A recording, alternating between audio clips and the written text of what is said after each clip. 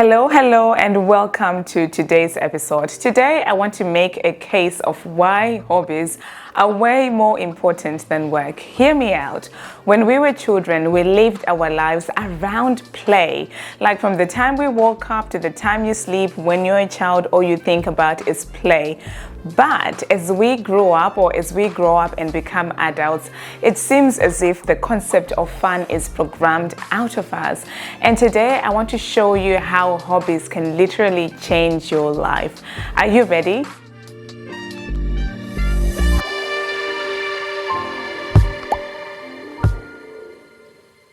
Not having hobbies and not having fun on a regular basis in our lives creates problems because then we become unhappy people, and it also leads to a breakdown in our relationships. Not having hobbies and that not having fun also leads to that phenomenon of working in jobs that people hate and not having a single clue of what it is they love doing. And I know this from experience because I've spent the past 2 years of my life just speaking with professional women about their experiences in their careers, and so many of them tell me that, you know what, I feel stuck where I am.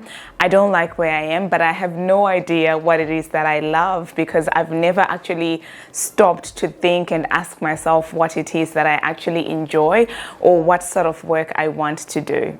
Another problem is people burn out and become disillusioned with success, realizing that no matter how far you climb up the corporate ladder, no matter how successful you are, it's not enough to fulfill you or make you happy.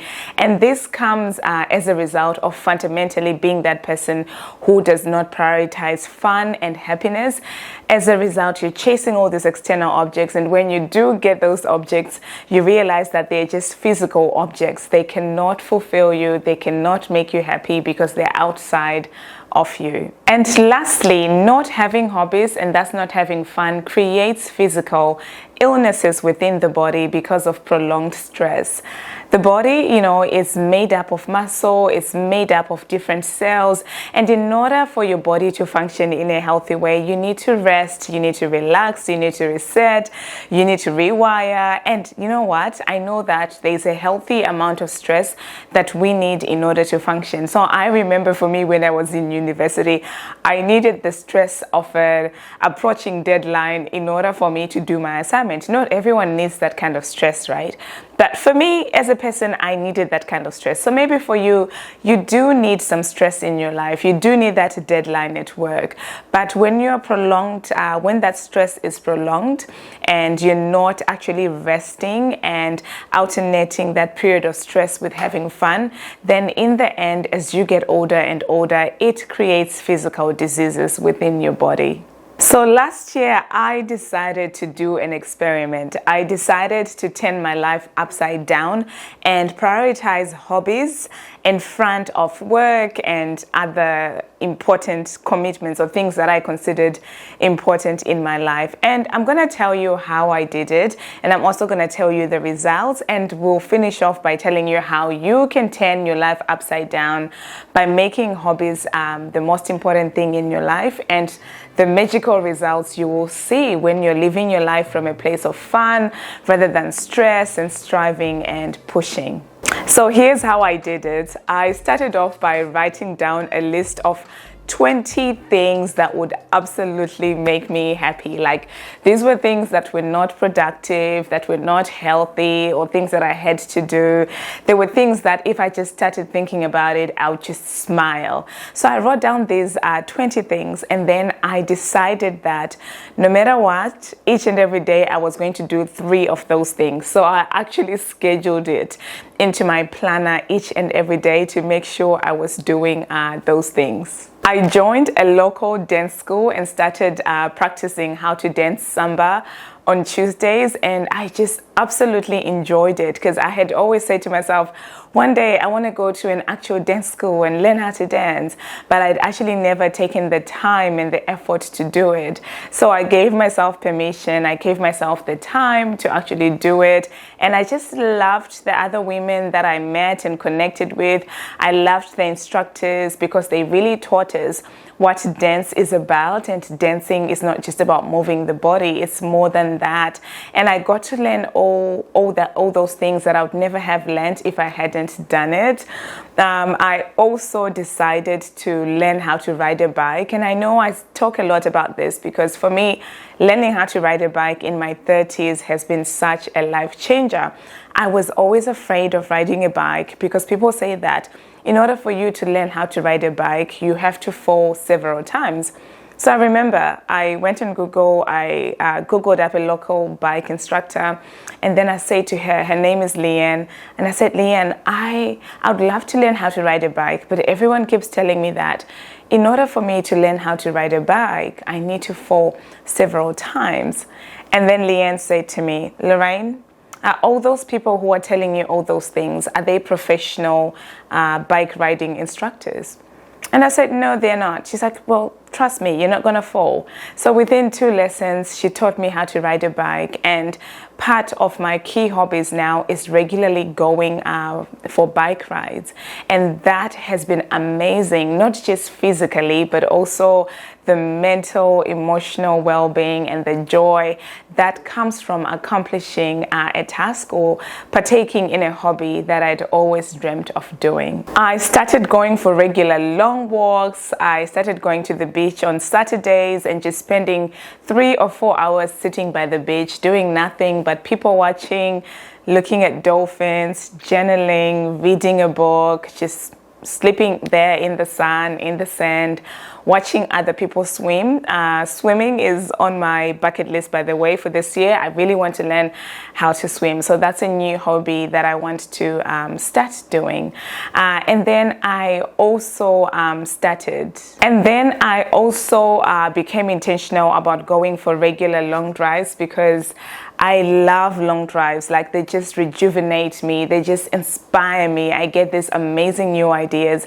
So I started going for long drives on a regular basis. I still do, by the way, because now I work in a remote location. So I still have to drive to the city to see family, friends, church, that sort of thing. So regular drives, long drives have always been a part of what I do because I know that to me it's a hobby. It doesn't feel like a task. It's a hobby that actually fills my cup. So what results did I actually see from becoming intentional about living my life from hobbies and fun first before work and other important things? The first thing is I noticed that I became more positive in my outlook of life, and I consider myself a naturally happy person, but I really did see an increase in my level of well-being, in my level of positivity, in the way I was thinking. Because I don't know if any of you are familiar with the work of Caroline Leaf. So she's a brain neuroscientist, and she has studied so much the brain. And I remember once she came for a conference here in Australia, and she was showing us that thoughts are actually physical, and she was showing us what thoughts look like under imaging and how healthy thoughts actually look like physical, green, healthy plants, and then toxic and negative thoughts actually look like black, clunky, like, they just don't look nice. And she was showing us the difference. The negative thoughts look like an unhealthy plant under imaging, right? And this is, of course, a layman's explanation of thoughts and how the brain looks. But I could see how just having fun, having those hobbies really shifted my mental well-being in a positive manner. And I remember Caroline Leaf at that conference, she was saying that when your thoughts are healthy and happy and green and they're thriving, even your health is good. You have good health, you make good decisions because you have a sound mind. Whereas when your thoughts are dark, they're negative, they're clunky, like you feel tired as well, and you're prone to physical illness and disease. Another benefit that I saw is I gained more clarity on what it is that I want in life and what it is I don't want in life. And I think it's so important. Sometimes it seems as if people are on this race to achieve so much and do all these things, and they're not actually stopping to really think about what they want. And so many people, they always say that I actually don't know what I want. But having fun, having hobbies, it just created this amazing amount of clarity within my mind and within my life. I automatically cleared my schedule of things that were depleting me or things that were just not filling my cup. And having fun and prioritizing hobbies really did shine a light on that. And I think that most adults, we don't have time for hobbies and fun because we prioritize things that are not so important to us.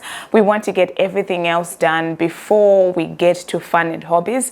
As a result, we never have fun, we never play, we never laugh, we are never just being silly and goofing around because we're not prioritizing the time. So for me, once I shifted my priority or my perspective, then other things that were not important just had to drop away from my schedule. And now I've become that person that before I say yes to something, I try and think twice or thrice before I say yes, because for me, those pockets of fun and leisure and play are so important. The fourth benefit was I had renewed energy and zeal for my life and for growing my business, which was just such a refreshing thing for me. 5, this was a magical benefit, was I felt more grounded and confident in myself as a woman. I no longer, was feeling so inadequate. And I know that we're all privy to imposter syndrome, feeling inadequate, comparing ourselves with other people. But when you're living your life from a place of fun, you're just like, you know what? This is my life and I'm enjoying it, and I think that's what matters. Lastly, it became easier for me to love myself more. More than anything, it is so important to love yourself. So many of the problems that we have in life are as a result of not loving and valuing ourselves. It's a result of us not seeing ourselves as worthy of having goodness and all these amazing, wonderful things in our life. And it comes from not loving ourselves. And I remember during that time when I was prioritizing fun and play, I just fell ridiculously in love with myself because I would look at myself in the mirror and I would just smile at the woman that I am. And I was like, you know what? I deeply and completely, truly love myself. And that was a game changer for me. What about you? How can you turn your life upside down in a way that you prioritize fun and hobbies, and in a way that you experience all these amazing benefits of putting fun, play ahead of other things in your life? The first thing is write your own list. So write your own list of 20 things that will make you so happy. And again, remember, these things are not productive. They're not laundry.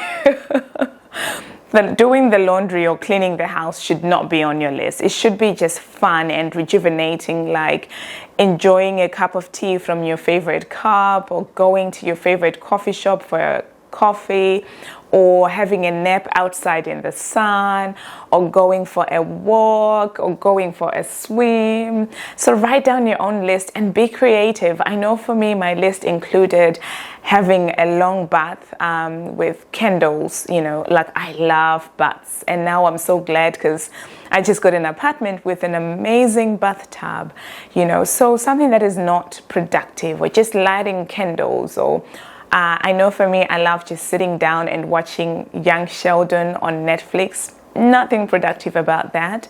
Or watching my favorite show, Friends, as well. So write down your list of 20. Make sure when you write it down, it makes you feel happy. It makes you feel excited. It just lights you up and just makes you feel like a child again. 2, make sure that your list includes a hobby that you would want to learn. If you've always wanted to learn how to play the guitar for the fun of it, then definitely put that on your list, and just imagine how happy you will feel when you're actually playing a guitar. Or if there's a particular dance that you've always wanted to learn, then put it on your list. Number 3 is go on Google, look up locally, is there anyone who teaches your particular hobby? So if your hobby is dancing, look around for a dance school, or look online for a dance school. I am more of a physical activity kind of person, so I would look for physical activities. But if you're more of an online kind of person, definitely look online for someone who is offering or teaching that particular hobby. Number 4 is schedule in time for at least one simple hobby every single day at the same time each day. So if you work from 9 a.m. to 5 p.m., then maybe at 5:30 p.m. Monday to Friday, schedule in reading a book. So you know that 5:30 p.m. you have a date with yourself, the way you have a date with a friend, you have a date with yourself to read an amazing fiction book. This book, it doesn't need to be a personal development book. It needs to be a beautiful, like fiction book that just makes you happy. Something that is just not productive at all. So something that is just ridiculously fun. Whatever it is, schedule it in at the same time every day. And then at least once or twice a week, schedule a block of time for a significant hobby. So I know for me, I love horse riding, and of course I'm living on a farm now, and there's horses next door, but I don't own any horses. So if I want to go horse riding, it's kind of like I have to book a horse riding session with Adventurous Women Australia, which is amazing, but that's only once every 3 months. So for you, what is a significant hobby that you can schedule in at least once or twice a week? And I don't know your local city, but if you go online and Google Meetup, so I know for me, one meetup that I really was actively involved in last year, when I intentionally decided to just have fun, was the Queen's Collective, and there's an amazing girl there. Her name is Rebecca.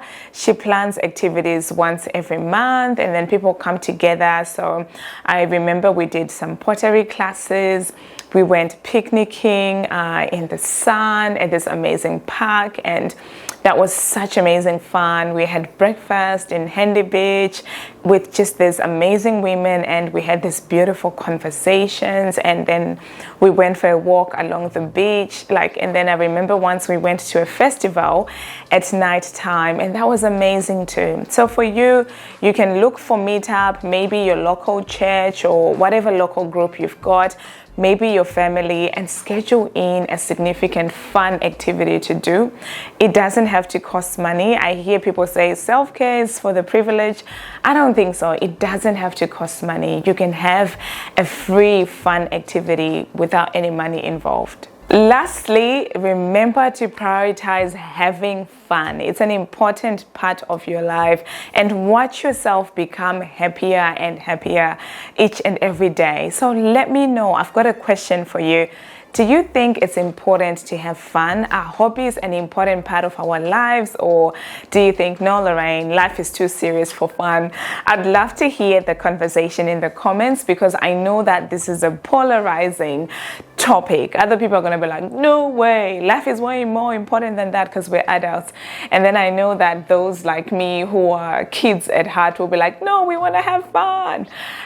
So let me know your thoughts in the comments. Thank you so much for watching. Remember, we publish an episode every Monday, Wednesday, and Friday. And if you look in the description, I have included some videos for you to binge watch. So just sit back, enjoy, binge watch as we grow together on this journey, and maybe even take this further by just sharing this video with a friend, and also just hitting the like button and clicking subscribe so that this relationship can be official. Thank you so much for watching. Until next time.